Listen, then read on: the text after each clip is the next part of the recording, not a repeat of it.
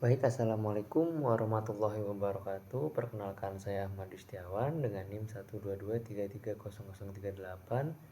dari kelas Metodologi Penelitian RA. Baik, di sini saya akan menjelaskan tentang proposal yang telah saya susun, yaitu berjudul Pengaruh Jenis Katalis dan Adsorben terhadap kualitas biodiesel yang diproduksi dari minyak jelantah melalui metode esterifikasi dan transesterifikasi. Baik, nah jadi kenapa saya ambil judul ini? Yang pertama, latar belakang dari judul yang telah diangkat adalah bahan bakar fosil itu sudah semakin menipis, sedangkan kebutuhan dari energi itu terus meningkat dengan adanya aktivitas manusia. Pasti semuanya itu membutuhkan energi. Nah, dengan ini saya mengambil minyak jelantah sebagai solusi alternatif pengganti dari bahan bakar fosil. Bahan bakar fosil sendiri itu kan dari energi yang tidak terbarukan. Nah, jadi susah ya untuk menggantikannya, apalagi dengan cadangannya yang semakin menipis. Dengan ini eh, saya membuat biodiesel dari minyak jelantah sebagai energi terbarukan, di mana minyak jelantah ini masih banyak itu yang dibuang begitu saja tanpa dimanfaatkan lebih lanjut. Nah, berikut ada rumusan masalah. Yang pertama itu dari masalah yang di atas adalah pengaruh katalis yang dapat memaksimalkan pembuatan biodiesel dari minyak jelantah. Yang kedua, jenis adsorben yang membantu dalam penurunan kadar FFA atau free fatty acid atau asam lemak bebas. Berikutnya, tujuan dari proposal ini adalah menganalisis pengaruh penambahan katalis yang paling optimal yang digunakan dalam pembuatan biodiesel dari minyak jelantah. Yang kedua, menganalisis karbon aktif sebagai adsorben dalam mengurangi kadar asam lemak bebas pada minyak jelantah. Untuk batasan masalahnya, yang pertama, jenis katalis yang digunakan itu untuk proses esterifikasi adalah H2SO4, sedangkan yang transesterifikasi itu menggunakan katalis KOH. Nah, jenis adsorbennya yang digunakan adalah karbon aktif atau dari arang aktif yang dicari dari pasar Jatimulyo. Nah, selanjutnya proses ini itu dibuat melalui dua tahap, yaitu esterifikasi dan transesterifikasi. Nah, di sini juga ada manfaat dari penelitian ini. Yang pertama, menyediakan alternatif yang berkelanjutan, tidak bergantung pada sumber daya yang tidak terbarukan atau fosil. Pengurangan limbah untuk membantu mengurangi pencemaran lingkungan, di mana banyak dari minyak jelantah itu hanya dibuang saja. Dengan ini bisa dimanfaatkan menjadi hal yang lebih memiliki nilai guna. Yang terakhir, meningkatkan kesadaran akan pentingnya sumber daya terbarukan. Baik, masuk ke metodologi. Yang pertama, ada alat dan bahan, yaitu ada abu leher 3 1000 ml Erlenmeyer, terus ada waterbed, ada glass beaker, ada labu distilasi, ada kondensor, corong pemisah, spatula, pignometer, batang pengaduk, dan saringan. Untuk bahannya itu, yang pertama, kita bahan dasarnya adalah minyak jelantah dengan bantuan katalis H2SO4 dan KOH.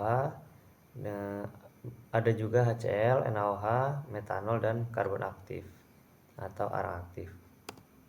Baik, selanjutnya kita masuk ke diagram aliran dari pembuatan biodieselnya. Yang pertama, dari minyak jelantah dilakukan penyaringan, dapatkan minyak jelantah bersih dan kotoran. Kotoran ini terdapat dari biasanya hasil penggorengan.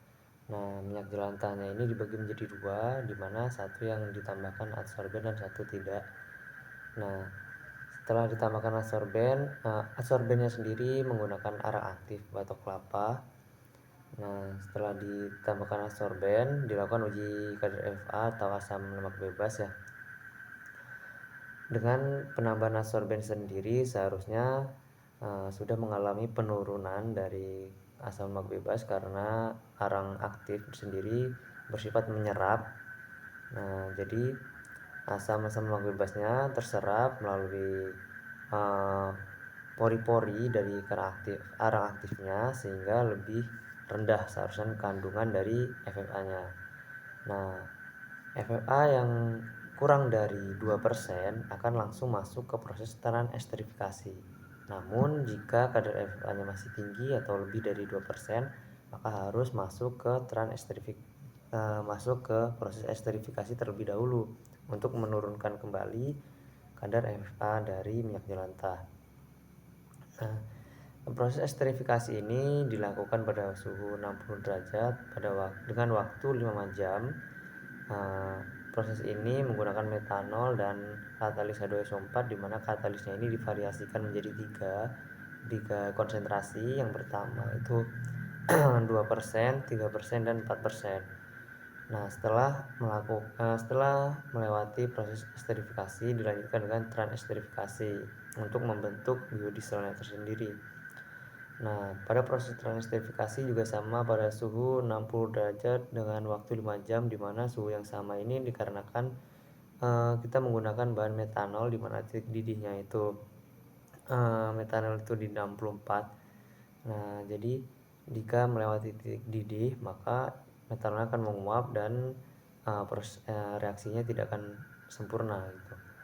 Nah, katalisnya sendiri yang digunakan itu KOH dengan variasi katalis itu ada 2%, 3%, dan 4%. Nah, baru didapatkan crude biodiesel atau biodiesel yang masih kotor. Nah, untuk minyak jelantah yang tidak menggunakan adsorben atau penambahan arang aktif, dilakukan uji kadar FFA untuk mengetahui kandungan asam lemak bebasnya yang awal itu berapa. Nah, jika sudah diketahui, dilakukan proses esterifikasi untuk menurunkan kadar FFA-nya. Suhunya sama dengan waktu yang sama, inputnya juga sama, dilanjutkan dengan proses transesterifikasi, baru didapatkan biodiesel kotor juga. Nah, biodiesel kotor ini dilakukan pemisahan, di mana dilakukan ini di corong pemisah selama 24 jam hingga terbentuk lapisan atas dan bawah. Nah, untuk lapisan yang atas itu adalah metil ester yang kita ambil, dan yang bawah adalah gliserol. Gliserol ini adalah produk samping dari proses transesterifikasi. Nah, jadi kan minyak itu kan ada trigliserida. Nah, gliserolnya ini dipisahkan untuk mengambil metil esternya. Nah, metil ester yang di sini dilakukan pemurnian. Pemurnian di sini menggunakan air hangat dengan suhu 80 derajat Celcius. Nah, jadi ditambahkan air hangat, dicampur, dicampur terus menggunakan air hangat selama 24 jam. Habis itu dipisahkan lagi di corong pemisah sehingga didapatkan biodiesel yang sudah murni, dan produk sampingnya itu masih ada sisa gliserol, katalis, dan air. Nah, biodiesel murni ini baru dilakukan tahap pengujian atau tahap analisis. Nah, analisis yang pertama itu adalah rendemen. Jadi rendemen ini untuk mengetahui berapa produk yang dihasilin ya dari gliserol sama biodieselnya. Selanjutnya ada densitas, pengujian densitas. Nah, jadi kenapa densitas ini diuji? Untuk mengetahui tingkat kemurnian dari biodiesel terhadap adanya kontaminasi dari luar atau kontaminasi dari katalis atau produk sampingnya gitu. Nah, untuk bilangan asam kenapa diuji? Yang pertama, bilangan asam yang tinggi ini menunjukkan bahwa biodiesel telah teroksidasi atau mengalami degradasi selama produksi atau penyimpanan gitu. Nah, selanjutnya ada pengujian bilangan penyabunan. Nah, jadi pengujian bilangan penyabunan ini dilakukan untuk mengetahui kayak semisal biodiesel yang diproduksi ini mengandung sabun atau tidak.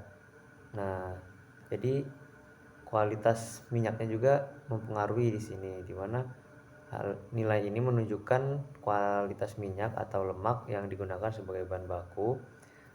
Biasanya dengan pengujian ini biodiesel yang terbentuk atau yang sudah dipisahkan tadi ditambahkan dengan KOH untuk uh, mengetahui busa yang terbentuk ketika biodiesel dipanaskan, karena ini akan mempengaruhi dari kinerja motor tersendiri dan akan, bila bilangan penyabunan itu tinggi, akan bersifat korosif terhadap mesin dari uh, mesin yang menggunakan bahan bakar diesel. Selanjutnya ada bilangan ester. Nah, bilangan ester yang tinggi menunjukkan bahwa produk memiliki sedikit gliserol atau bahan tak bereaksi. Nah, nilai ester ini atau bilangan ester ini menunjukkan keberhasilan proses transesterifikasi, yaitu reaksi yang mengubah trigliserida atau minyak menjadi ester metil atau metil ester ya. Nah, yang pengujian terakhir itu ada viskositas. Jadi ngapa viskositas ini diuji itu? Pertama, untuk kinerja mesinnya sendiri. Bahan bakar dengan viskositas yang tinggi atau rendah, yang terlalu tinggi atau terlalu rendah dapat menyebabkan masalah pada mesin sistem injeksi, terutama mesin diesel, seperti penyumbatan atau pembakaran yang tidak efisien. Nah, viskositas biodiesel harus tetap stabil dalam berbagai suhu operasi. Jadi sekian proposal yang telah saya buat. Lebih dan kurangnya saya mohon maaf. Saya tutup. Assalamualaikum warahmatullahi wabarakatuh.